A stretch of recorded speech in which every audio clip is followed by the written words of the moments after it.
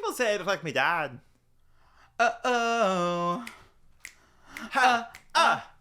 I do want to let everyone know that there are ants on the ground. Pants on the ground. Looking like a fool with your ants. With your ants on the ground. There are some ants on the ground. What am I supposed to say about it? I'm trying to kill them. I pray no one kills you for the crime of being small. What is this, like? The hell? Good children.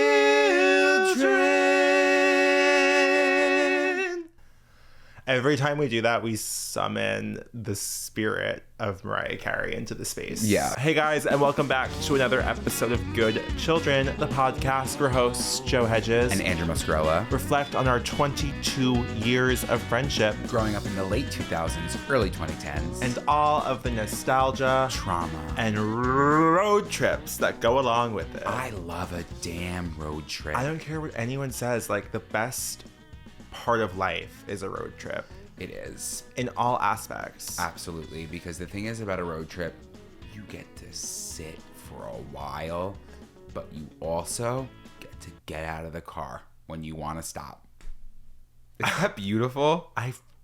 Isn't that how cars work? Yeah, that's cars, but like normally when you travel, like sometimes people take a plane or a train. Oh yeah, and you can't get off it of is that nice to until have you have reach your some destination. autonomy in an automobile. Yes. I think my favorite parts of road trips has to be the fast food, driving through some place, getting a little snack.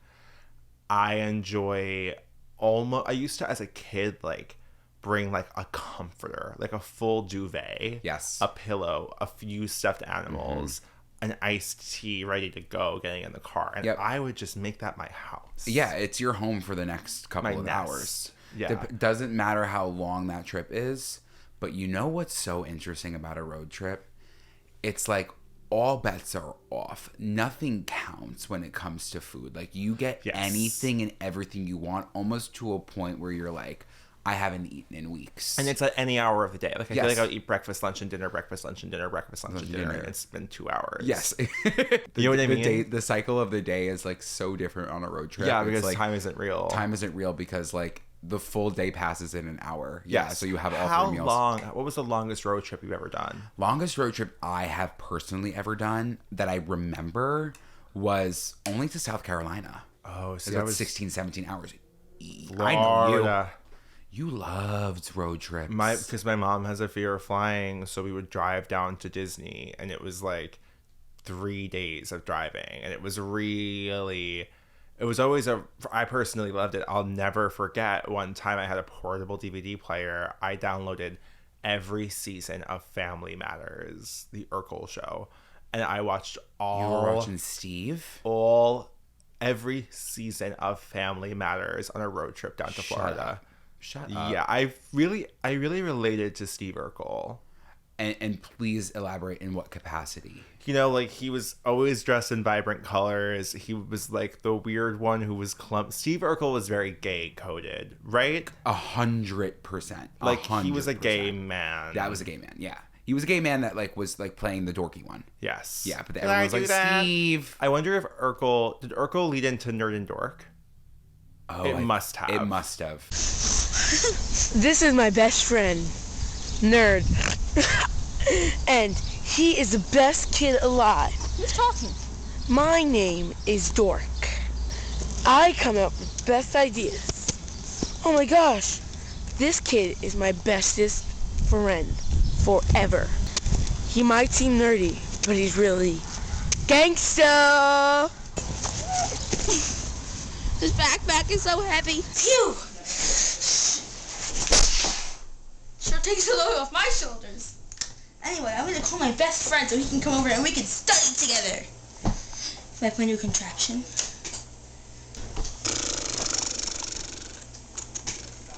Every heart beats true for the red flag. I love his ringback tone. It's Grand Old Flag. No more doing homework. Never going crazy. We're gonna study.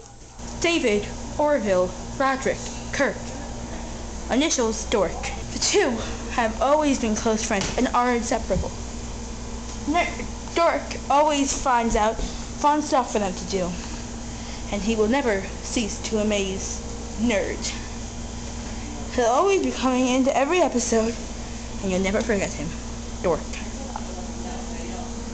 Hey, Bubby, come on in. What's up? Nothing. Cool. I brought you some dibs. Awesome. Let me have some. It's empty.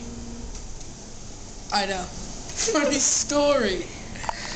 Well, I was getting really hungry on the way, and my mom told me, no, I can't go to McDonald's. So, because I wanted that Big Mac with extra cheese on the side with the sauce.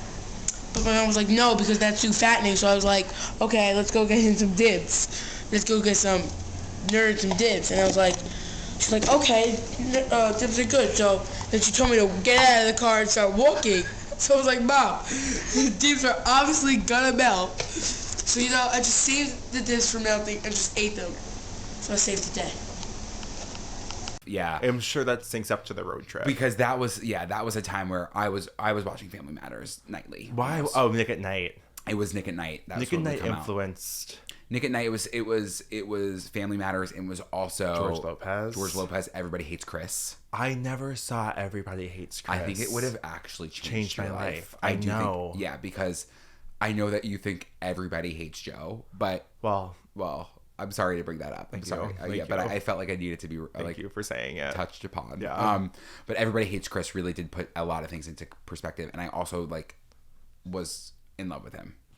Oh yeah, and look at him now. And look at him Abbott now. Yeah. Yeah. You had your eyes on the prize. Going back to school. Yeah. I was watching recently, I found a YouTube live stream that just plays different episodes of The Nanny on a loop, and that was a show that I was watching it 2 nights ago, and I was I remember watching every night when I was in middle school. It'd be Nick at Night, and The Nanny would come on, and I would watch it every single night and watch the whole series 4 times in a row, on Nick at Night sequentially. And that should have been the sign. And that should have been the sign for my mother, who was with me watching it, where she was like, this boy loves Fran Drescher a little too much. I think that all bets were off with you, because this is the thing. You were watching The Nanny, but your mom was also like, Joe, take a seat next to me. We're watching Desperate Housewives. So it was just kind of I was always consuming the media meant for me. She accepted your fate at an early age, regardless if you knew that or not. You're actually right. But I never really dabbled in The Nanny. I do think that if I was to watch The Nanny, I do believe if I watch The Nanny in this moment, I'm going to take on her character in such a crazy way. Yeah. But that's probably why you were also saying bad.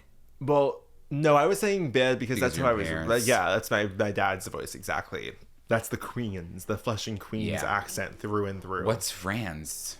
She's Flushing Queens. She's Flushing Queens. Fran Drescher is from Flushing, and so are my parents. So I did see my mom as Fran Fine when I was watching that show, which makes sense. Yeah, she's very Fran coded, and she had that fashion icon moment in the late 80s, early 90s, where I was like, this is so my mom. And then she had a friend who was like, this is so my aunt. I think that loved a cheetah print. Yeah, and now look at us.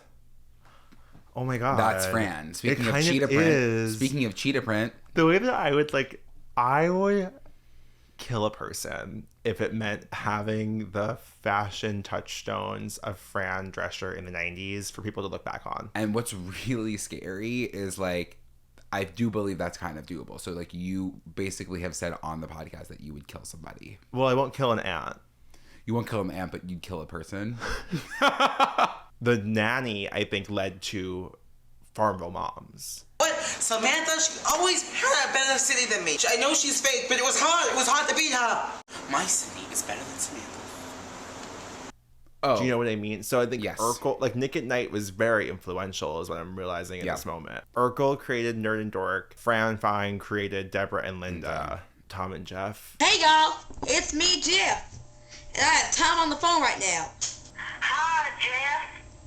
Yeehaw, I love Friends Day. Tom and Jeff was straight out of hell. That was straight out of hell. That was just called internalized homophobia and repression. Yeah. Oh my god, you kind of had a cool surfer accent just now. You were internalized homophobia. It was nice to be able to watch something in the car, especially I I loved nothing more than a town and country minivan. My dad's town and country minivan. Going on a road trip, when you get to pull that little TV screen down. I never had in my entire life, and it made me so sick. That's why I had my portable DVD player, because I never had a built-in TV in a car. I'm like, on behalf of those who have, I do want to say I'm sorry. Thank you. But I also want to say, like, just because I experienced that doesn't mean that you're any different than me. I understand, yeah. I understand that I'll never understand, but still I stand. Yeah, still you stand. Did you see what I tried to do there? Is bring it back to the road trip. I did see that. Yeah. I like to edge them sometimes. I'm like, you guys think we're going to talk about road trips? Get ready for an episode by episode recap of season 3 of The Nanny. We went on one road trip together. We went on many like brief road trips, like upstate, Boston, Cape Cod. I do believe that I did say that South Carolina might have been my longest road trip, but was this taking the icing on the cake? How long did it take? 13 hours. Okay, so it was shorter than South Carolina. That's crazy. That's crazy. I remember it like it was yesterday. I will never forget. It was Memorial Day weekend. 2012? Yeah, it was 2012. Honestly, I do remember giving up a lot that weekend because I was supposed to be at a lacrosse tournament. And I also loved when you turned down a lacrosse tournament to do something with me. Because it was always happy. I was so happy to be getting out of the tournament, but like it was also a big deal because I was like, I can't make it this weekend, and I'm the goalie, but I'm going to Knoxville. Yeah, right. I'm going to Pigeon Forge. So, I mean, I think what we're going to do is walk you through the entire trip step by step as we do best now, as we're learning. I think context matters here. There's actually 2 love stories happening during this trip, if you recall. There's not just one. There's not just my sister and her now husband. There was me. There was me. I had a long distance Tumblr mutual who I was going to meet. So I can't believe this. My sister her boyfriend moved to Tennessee and she was going to visit him. That was the main purpose of the trip. Andrew was coming for obvious purposes. Because if it was you're a going on a vacation. trip, I'm going on the trip. Yeah, exactly. Yeah.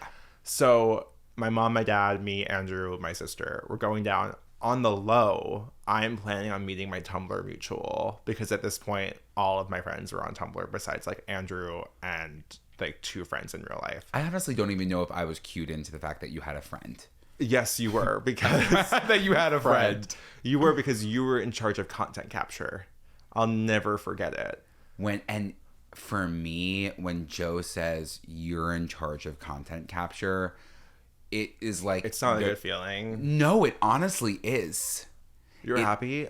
You might be shocked, but it's like, whoa, like you trust my ability to content capture. One thing I trust about you is your ability to content capture. I always have said you take the best pictures of me because I know the angles. I always hand the phone to you. Yeah. You know my insecurities and you know exactly how to avoid them. It's really it's a perfect partnership. It's Taylor wants to hit the ground. So the plan was to like meet at a mall or something. Yes. And this was a big part of the trip. And you were in charge of taking pictures, videos, because it was going to be a big moment for the Hunger Games Tumblr community because everyone like shipped us. So it was going to be our big OTP moment at this mall in Tennessee. More on that later. Show up at Joe's house. We get in the car. There's always like a fight. There's always a fight. Like a road trip always starts with a fight, especially when it comes to you and your sister. Like, it has to start that way. There was tension. There's also always a fight because my dad is like mad about traffic. Like that's always inevitable. And I'm always experiencing everybody's fight. Like I actually am internalizing every single person's fight and every single person's feelings in the car. It is a crazy situation. Like it's a situation unique to only children where you are in someone else's family dynamic as they're fighting and you're in fight or flight. Like you actually have to just play dead. Yes. Because what can you do? Is it because this is what goes through your head? Do I 1, close my eyes, pretend I'm sleeping? Right. 2, keep a smile on my face, just crack a little smile. So if anyone was to look at me in the back, like I'm just feeling pleasant. Right. Or 3, like join in.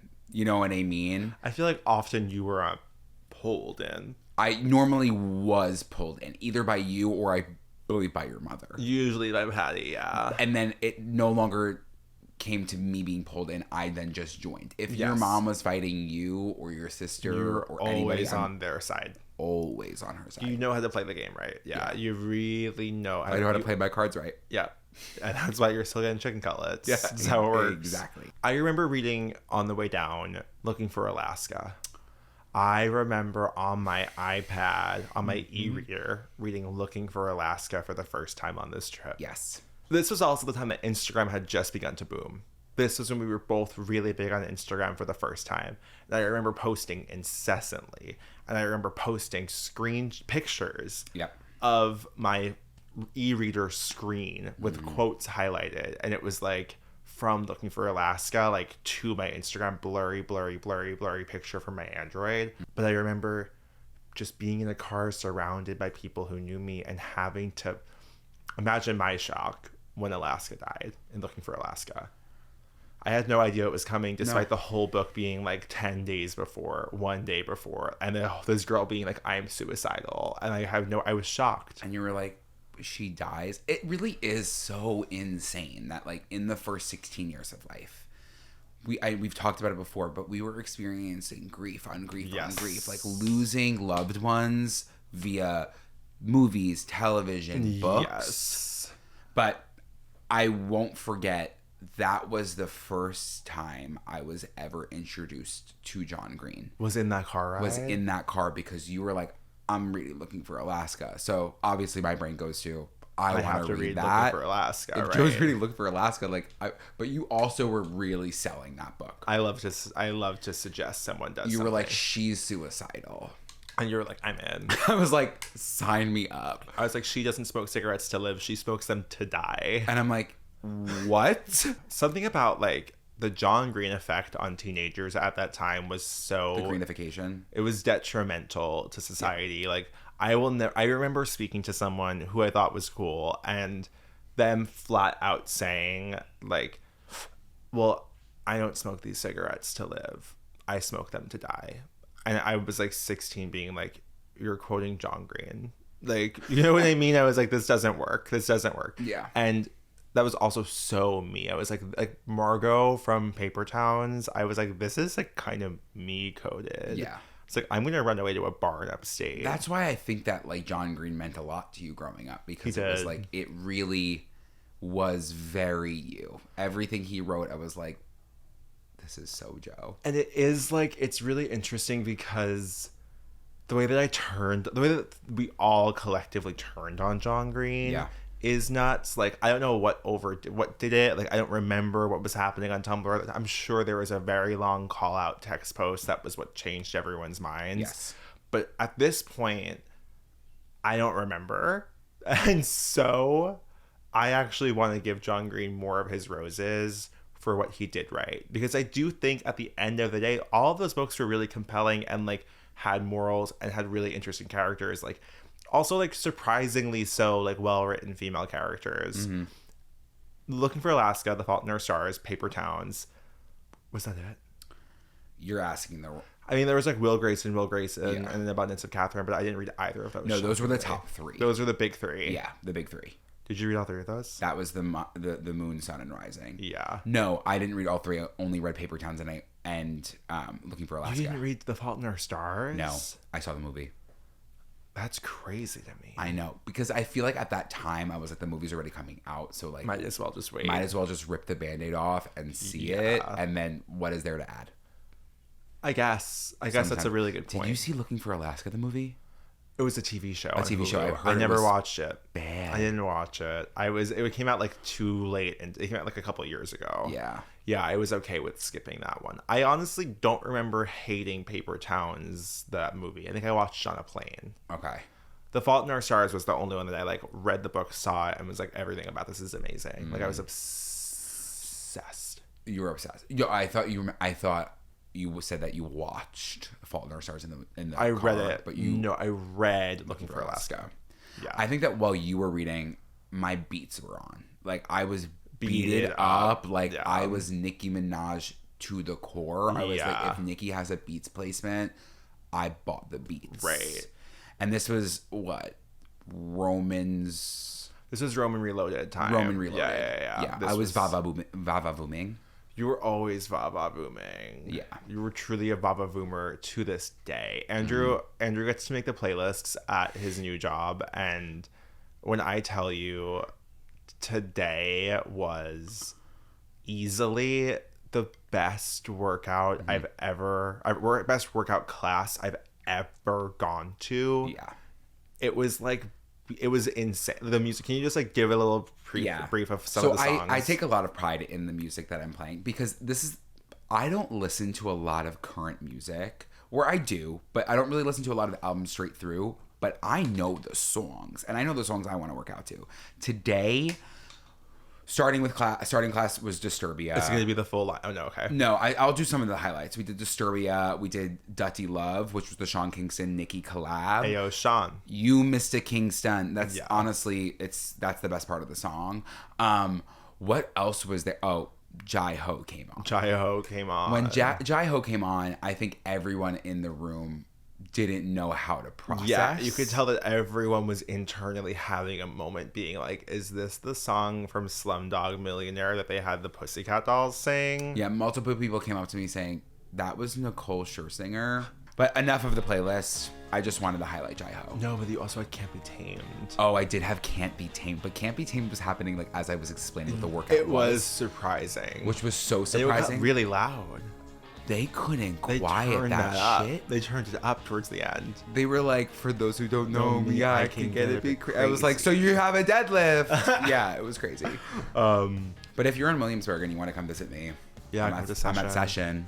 So we get to Tennessee, and if you haven't been to Pigeon Forge, it's kind of like if you've been to any tourist strip in America. I've been to a lot of them on the East Coast, Myrtle Beach, like International Boulevard in Orlando, Jersey City. Yes. The Jersey City Boardwalk. Very similar vibes. You know, it's like weird, gigantic structure of a dragon and a gift shop. And then a Cracker Barrel. Insanely large, intricately built statue of like a random character of a wizard in front of a store that sells guns. You know, like that's America. But that is America. But you know what's so beautiful about that is that you will stop the car and you will get out to take a picture in front of the wizard. Yeah, Yes, always. Which is like, it is so unfortunate that right behind you is like AK-47. Right, yeah. Yeah. Guntown, USA. Which is, again, if you've ever been to International Boulevard, specifically in Orlando, that is one of the craziest places in the entire world, because it really is like... Guntown, USA? Guntown. I'm pretty sure it's called Guntown, USA.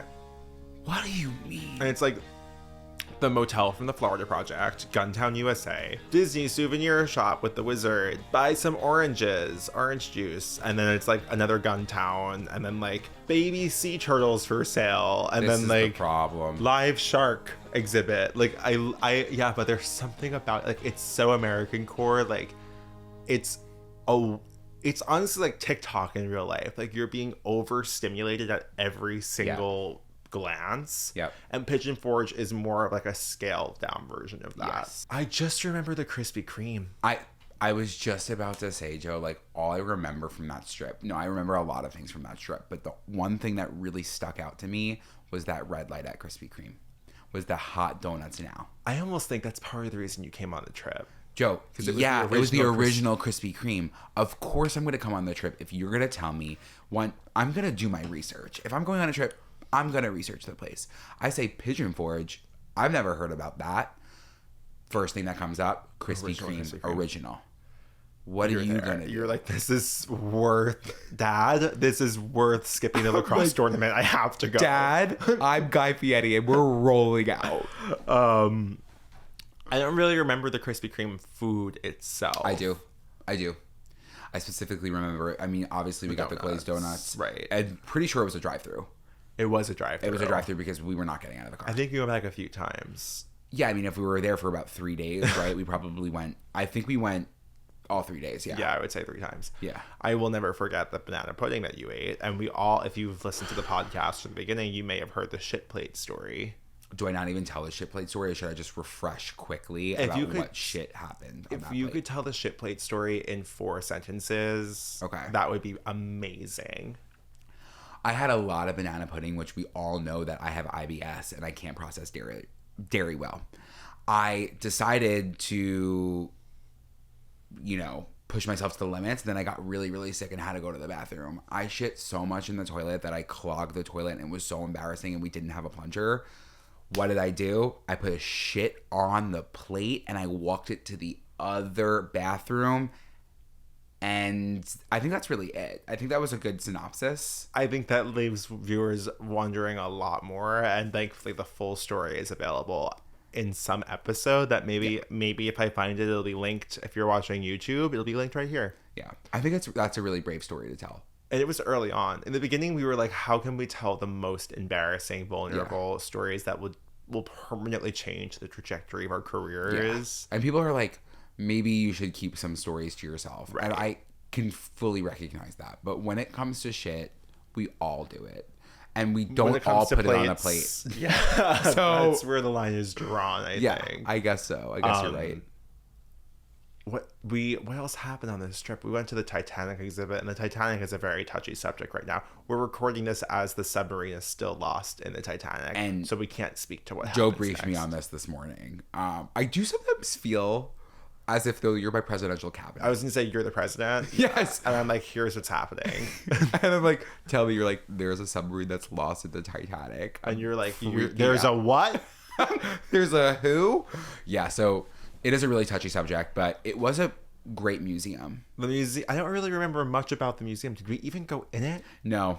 I see. This The thing is the about thing me, about you us. can never know if we're telling the truth or if we're just straight up lying. We just went past the museum. Yeah, because I was like, it sank. You know what I mean? I was kind of like, That's the thing about the Titanic is, what more is there to say? But it sank. it sank, and sank, we're still talking about it. if you want to know more about the Titanic, maybe watch the 3.5 hour movie. Right. Sorry. So I didn't need a museum for that. But we did pose outside of it for pictures. Yeah, of course, that was content capture, Joe. It was content I was in capture. charge. We went to Dollywood. We went to Dollywood, and if we weren't gay before we got there, I was for sure gay when I left. I mean, you were in, I think. Oh, I know exactly what I was in, because was if the I was Bethpage. missing a lacrosse tournament, you can bet your ass I was decked out head to toe in lacrosse gear. Right. Bethpage battle of the... Balls. Oh, maybe Battle of the Bulls. Battle of the Bulls, and then like my goalie shorts. Yeah. Flip-flop. I loved wearing a lacrosse short despite not playing lacrosse. Mm-hmm. That was me appropriating your culture. Because you always, Joe, you've loved the pattern. I do You've love loved the the pattern from day pattern. one. And like the thing about lacrosse shorts is they always dabbled in the They pattern. were so chic at one point. Like wearing a lacrosse short was very chic. And I got, Mm-hmm. I've said this before, but I got away with a lot because I went to Catholic school. Yes. Where like if I wore those shorts around people who I went to school with, they'd be like, oh, maybe he plays like lacrosse at home. Like no one was Yeah. questioning why I had these shorts. No. I mean, I gave the impression that I wasn't playing many sports, but But who's to say? there was a chic moment. It was a lacrosse short, and I was obsessed with my gray Vans. My gray Van boat shoe. Mm-hmm. Didn't go to the Titanic. I do remember, though, on this trip, it was the first time I ever experienced an escape room. We're like mid Dollywood. Oh. We were like in the middle of talking about Dollywood. I'm like, if you weren't gay before, you were gay when you left. I just remember there's a feeling to an amusement park that isn't one of the big ones, isn't a Universal Studios or a Disney World, or I mean I guess a Six Flags. Although Six Flags inhabits this feeling very well, but you know what I'm talking about. It's the fear of death that a certain theme park can provide. Were you almost feeling like carnival fair fear of death? Zipper fear of death? Yeah, and it's no Okay. disrespect to Dolly because I don't think that she would ever create a ride that could cause a casualty. And I will go on Wikipedia and I will look up Deaths at Dollywood because there's nothing I loved more as a kid than looking up deaths at Disney World because they are harrowing. While you were in Disney? No, like for fun. Because I don't really appreciate when somebody's at an amusement park and they tell you people are dead. The question Dolly would beg to differ was, what does Dolly Parton have to do with some of this stuff? Yes. You know what I mean? It was like, there were some like scary rides. I remember the haunted house so vividly, and I was like, how does Dolly fit into this? Like, where does Dolly land like, is in this some of the scariest things to Dolly personally? Right. Did Dolly have her hands in this? And it seemed, I think more of the case is like Dolly put her name on a park that has no Dolly Parton branding except for like a few merchandising options and like decorations. Yeah. The food was very Southern. Yeah, of course. Of course. You're in Tennessee. I remember that specifically. Lots of fried foods, which, of course, I had my hands... Your little paws on. Yeah. Hands in, yeah, for sure. I remember there was something about a water ride that I think is horrible. It's a water ride. It's a log flume is a different story. Because you have a log flume and then you have a rapid. Okay, gun to your head. You have to pick one right now. What is it? Log flume. No. What? It's a rapid. Are you crazy? Think? That's so scary. I think because it depends. You were scared of a log flume? Log flumes aren't like locked in. Like they just like send you down that slide with no track. But there are like, I just feel comfortable like with multiple people in front of me on the same little like ride. I don't. Like you're gonna tell me that when you're at the Jurassic Park ride, that's different. Safe? That's different. That's a massive log flume. Okay, so I wouldn't even consider that a log You're flume. saying like a single literal person, like a Dudley Do Right strip saw falls. Oh, like a straddle situation? Yes. Yeah, I kind of can see where you're coming from. There's less opportunity the log to get wet. flume at Adventureland. I've always feared. It was terrifying. Yeah. Terrifying. A rapid, I'm with my friends, my shoes are off and in the little tub in front of me. Yeah. Sometimes. I guess you're more inclined to go in a rapid when you're like, I'm gonna get soaking wet. Yeah, it's log flume is like in the middle of the day. There is something a little bit deeply uncomfortable about a rapid though if you don't have enough people for the rapid and you're sharing that vehicle with strangers. Yes. And you're like spinning as fast as you can laughing and right across from you is a complete stranger and they're like everyone gets wet and you go like whoa and it's just like that is soaked. Hey, have you ever run on a real rapid? I will You've never been on nature's rapids? As much as I can't wait to drop dead, I don't want to risk my life. Do you know what I mean? I will tell you one thing. You have? And then I'll leave it behind me. I went on a rapid. When? When I was in Australia. Yes. But I went on this rapid. Joe, they say, hold on. I'm the first one off. I flew off the... I was off the boat. But that's normal. Like, people, like, fly off the rapid. Like, you're in the rapids. Yeah, and then they have to come and get you. They have to, like... What? Pull you up. Yeah, Joe, I flew off the I flew off the boat. Flew off the raft. It was the first little dip, and I was off. Yeah. What? Yes, I don't like even know real what to say. rapids? Into real rapids. Into the water. Into the cascading waters. I mean, this is why I'm going on the Kilimanjaro safari in Disneyland. I'm not going beyond that. Like, yeah. That's nuts. It was a little bit nuts. But anyways, I did experience that. I do believe that if you the are way that feeling we just brave enough... by it, like the way that it was just like that. Oh yeah, when I went on the rapid in Australia and I was the first one off, as if that's a normal, as if you just like walked off first. Because you know what you're never doing? Falling off an actual man-made rapid at the park. I'm not over the fact that you casually just referred to yourself falling into rapids. I did it twice. I fell off twice. But the first time it was like it was a joke because it was like a tester. It's not dangerous? Yeah, it's dangerous. You have to sign a waiver. Like if you were to die. Aren't there like rocks? Yeah. If you were to die, like it's not their fault. It's yours.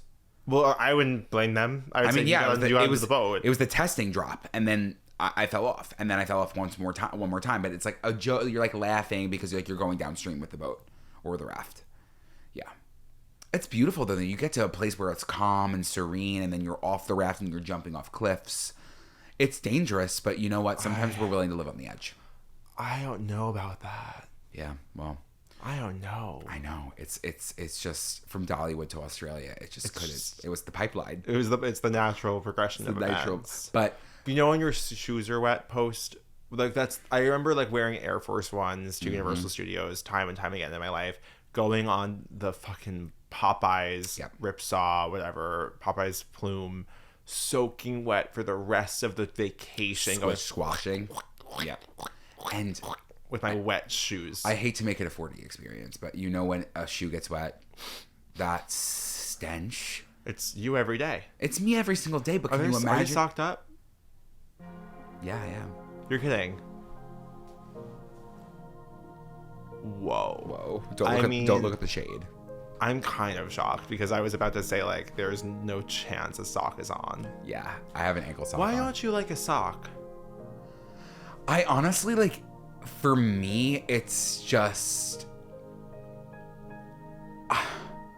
it's semi-comfort. Like, I really don't even think that they, like, make a difference. Like, if I put a sock on, like, it's not like my foot is all of a sudden really comfortable. It's also not like it's shielding me from legitimately anything. No, it is. It's shielding you from, like, fungus and disease and bacteria. Well, I mean, listen.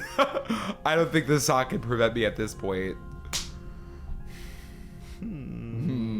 It's not just the squeak squawk of your shoe. It's like, it is a mortifying experience getting off of a rapid and being soaking wet and then doing the pull my pull away. God. The You're pull like, away. no one can see my body. I'm 14 years old. I'm soaking wet. I'm standing in the middle of a theme park and nobody better be looking at my body. No one better be looking at my body because it's clinging. It's These clinging. curves. It's like there's a point in every, like, person's life where you're like, I just have to give up on a certain material of shirt. Yeah. You know, and we've both accepted that.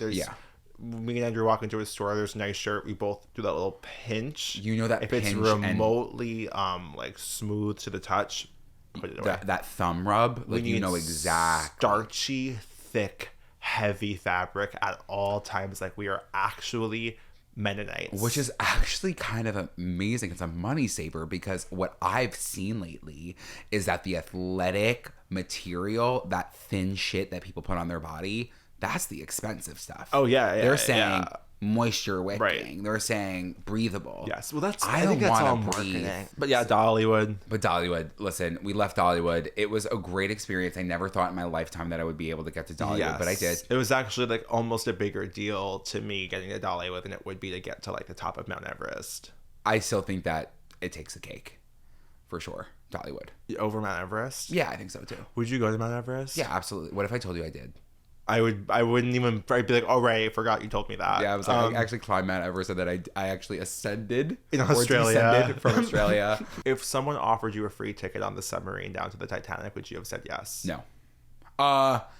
Hey, yes. Andrew, we're reaching out with Electrolit. We want to send you down to the Titanic. Wait, you guys, this is literally my dream is to be in a submarine and go to the Titanic. Of course, I would have said yes. Yeah, for sure. Not like knowing that no one has died yet. Right. Now, if they reached out to you this week, it'd be a different story. Oh, a different story. But Yeah. I would. Last week, you would have. I feel like I'm more likely to be on the list now that it's been stuck in the We're gonna Titanic. get an email in 2 weeks. Yeah. Saying, exciting opportunity. Why do like 14-year-old boys feel compelled to wear a bathing suit out in never public? know when you're gonna get wet. That's very you. I feel like you never know when you're going to be in a pool. You're always ready to jump in a pool. Yes. Like I'm the that's- person that like shows up. It's summer. I'm like, oh, you want to go in the pool? I take my shorts off. I have a bathing suit on. I do feel like despite the body hate, you were never not going to go in a pool.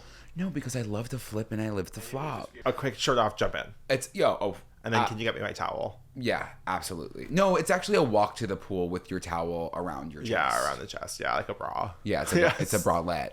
You're out there. If you hear a lawnmower, we're on Long Island. And at this point, I've just given up. It's just like people's lawns need to be mowed. Apparently. It should be illegal. It should be illegal. Lawn should be illegal. I'm be a so part of insurance. anti-lawn. I'm so anti-lawn. Yeah.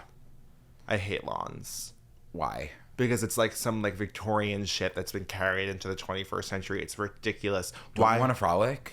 Yeah, I would love to frolic, but suburban lawns are just like a patch of grass. There's nothing to them. But for some people, that patch of grass is everything. No, it's not. How many people do you regularly see enjoying their front lawn?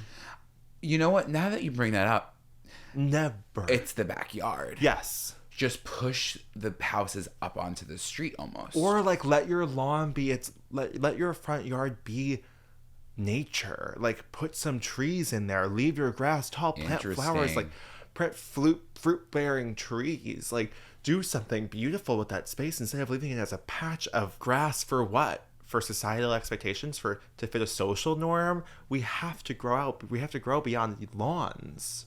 Oh my God. A social norm is your front lawn. Yes. It is.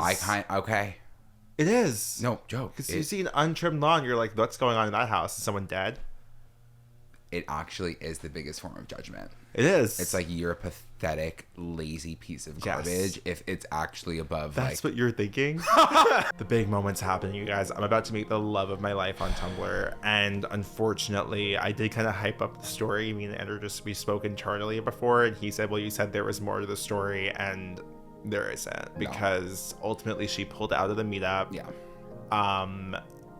Tumblr users everywhere were devastated by this. However, we did meet up later on in life in New York City. Yeah. So it all worked out. That's beautiful. Yeah. And like, not everything can happen in the moment that you wanted to. And otherwise, though, you were there for every single Tumblr meetup I've ever had. Yeah, I might as well have had a Tumblr. You might as well. Yeah, because you really, between Alex, Alyssa. The thing about you, though, which is it's a really beautiful thing, is that you always wanted to bring me along for the thing.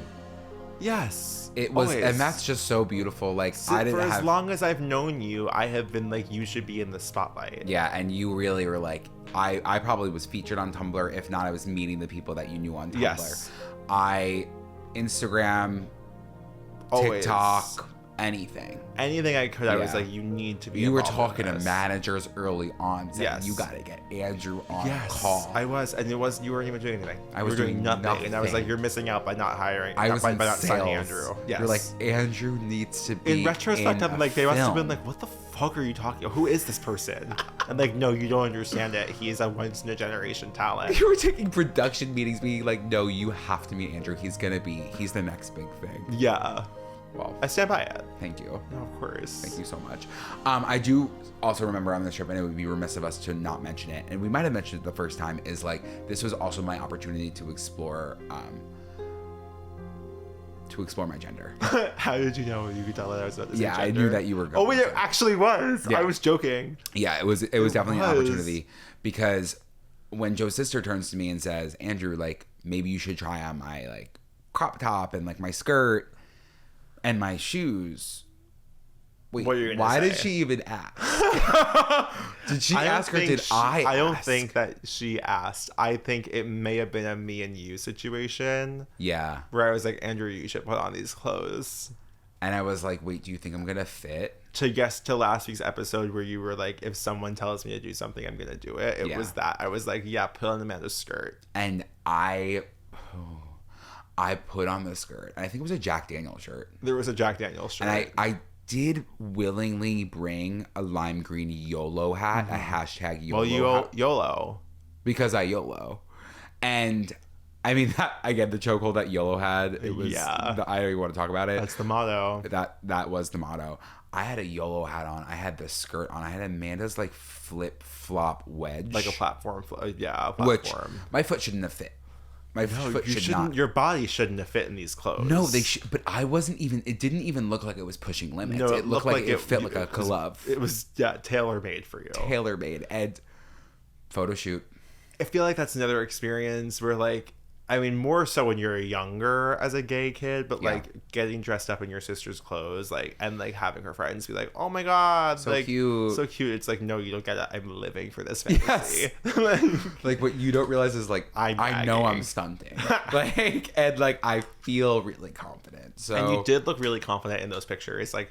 To this day, I think I printed one of those out and had it on my binder for a year. I think that you need to have a side by side of me out of drag, me out of the clothes, and me in the clothes. And seeing how much more you light up in drag, yeah. Yeah, I think that's what it was. I know. I always had a fat ass. You're talking about like a 15-year-old? It was my 15-year-old ass. Is that weird? Listen, I'm not going to say that that's not weird. Okay. But I will say it poses a really interesting ethical question for the group. And I am not going to contribute. Okay. but I'll leave it in. That's amazing. And we'll find out. We're gonna find out. I mean, and then a road trip ends, and there's nothing worse. There's nothing worse than saying you're getting back in that car for 13 hours. Yeah. It's like, because there's nothing more pathetic than ending a vacation. There's nothing that makes you feel like more of scum. Yeah. Than being like, I'm done with my vacation. And it's like, what's the point of living? Right. And then to prolong it for the length of a road trip. Did you ever take an Amtrak? You never took. I took an Amtrak from Florida to New York. I didn't even know those existed. They do exist. And if you have the sleeper car, it's very nice, but I didn't have the sleeper car. I had to sleep in public. All this talking is making me hungry. And listen, you haven't seen us eat in a pretty long time. In a really long time. And I know what you're thinking. They haven't even been eating. And I know what you're thinking. Thank God. You haven't heard us slobber, suck, and snap through something on microphones in a while. Yeah, I agree. But today changes that. Today we have a beautiful box from the only Chef Danielle Sepsi. You at know the her. Hungry Gnome. You know her. You love her. You watched her on the Big Brunch. You watched us collab with her on her channel on YouTube. Danielle, Long Island icon. Yeah. Queer ally. Carb ally. Sent us. Speaking of pride, as we've been talking about, look at this packaging. Her branding is insane. The fact that this is all branding. And again, like we wouldn't be talking about Danielle if we didn't genuinely like believe in the product and like freak out about it. She's so sick. Like, no, what is it? What is it? There's 8 scones. She said there's 8 scones, and they're all online. Like, if you could just do everyone the biggest favor and buy Danielle's products, because you're not gonna regret it. Like, Danielle is famously the scone queen. Dan Levy referred to her scone as the best scone he's ever had in his entire life, and I think that we also did say that prior to that. So so it's who discovered Danielle? I do believe that when he did say that, I took personal offense. I was like, that we said that. I was like, whoa. What we're gonna have today is Danielle's Funfetti scone, which actually, if it's available online, it was supposed to be a June exclusive for Pride. It's through August now, and proceeds benefit the Ali Forney Center for Homeless LGBT Youth, which is, I mean, come on, we're backing up our Pride shit with actual. It's great. I love Danielle.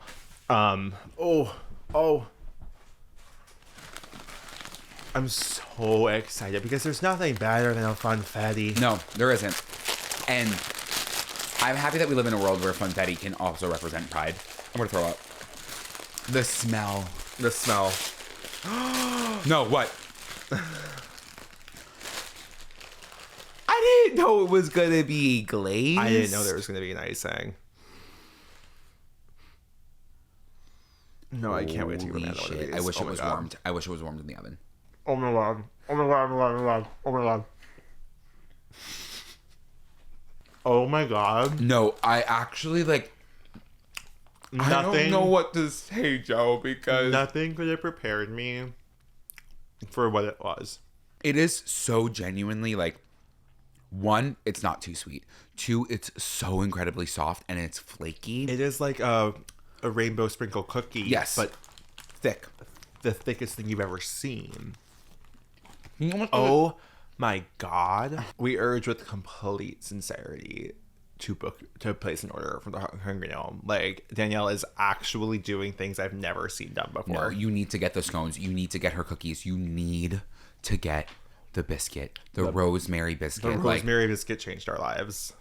People died. People died. The Nutella banana bread. The people are sleeping on Danielle's Nutella banana bread. On the Nutella banana bread on the Big Brunch. I'll tell you that now. And because literally Nutella banana bread, you've heard of it. You know what I mean? But you have not experienced the Hungry Gnome Nutella banana bread. Because it really does hit a different flavor profile that will blow your mind. And you might say, are they getting paid? You might say that. Literally no. It's like, that's the scariest part. It's like, the passion I have for this, I would never have for someone who's paying. And I want all of our listeners to experience the same joy, especially if you like to eat and you like food. Come on. We should do a collab. A collab product. Oh, that's so genius. Do you know what I mean? Good children to the guidance office. You guys, it's back to old times for us. Like, we did a little bit of everything today for the first time in a while. I kind of like feel I know I say this about every episode that we do as of late, but like, this is one of my favorites. We're back. We're back, baby. Back, baby. Thank you for putting up with the 3.5 month long slump where we were again in between apartments, jobs. This is a text we have, so I might read it out loud. Okay. I'm going to skip. They have a very nice introduction. They're very, very kind. Here's our question. What do you do when your best friend of 10 plus years ghosts you? I am super thankful for the friendship and thought things were great, but apparently not. I've gone on trips to visit that person, gotten them awesome best buds presents, and encouraged them through the process of getting their dream job. But now that they have said job, they haven't had a full conversation with me in months. I understand things get busy, but I've had a really hard few months with my own career, family, and romantic life, and it's felt like I cannot turn to them because they wouldn't respond to it anyway. How would you respond or cope if the other suddenly suddenly decided they were no longer interested in your friendship? Oh, wow. It would be, I mean, it's like losing someone. It really is like someone, like grieving. You're grieving a loss of something. I think that like the way that I would be able to process it is like, one, if you've already done the outreach, like, and they're not responding, I mean, that goes to show that their chapter is closed. Yeah, the answer is there for you. Yeah. It would be really hard. I would turn to like other friends in that moment, not to say that like you're gonna, you know, even if you weren't as close with them, but like I would turn to somebody else to have the conversation and talk and be like, listen, you know. Yeah, I would also say don't psychoanalyze. Yeah, and if you want to give that friend the time they clearly need away from you, there's a world where maybe they will miss your absence and like want to rekindle that friendship. And if you're willing to still hold them accountable and be like, listen, this can't happen again, but I'm willing to hear you out, there's always that room. But I think that you should, for your own sake and for your own dignity, don't reach out again. Let them reach out if they want to reach out. And if you want to hear them out when they do ultimately reach out, hear them out. But otherwise, treat it like a loss, grieve it, move forward. Yeah. It's okay to be sad. Yeah, it's okay to be sad. It's okay to be angry. Like, I think those are all very valid feelings. Yeah.